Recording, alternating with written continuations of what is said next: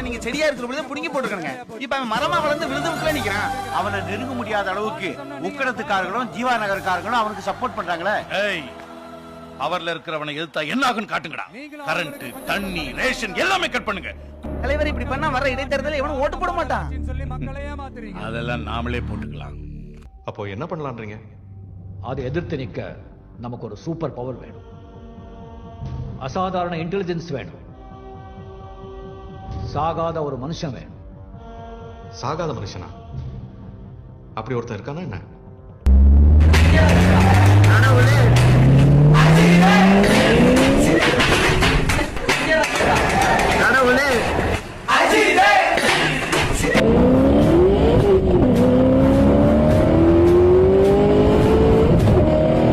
என் விசுவாசம் குணாகும்.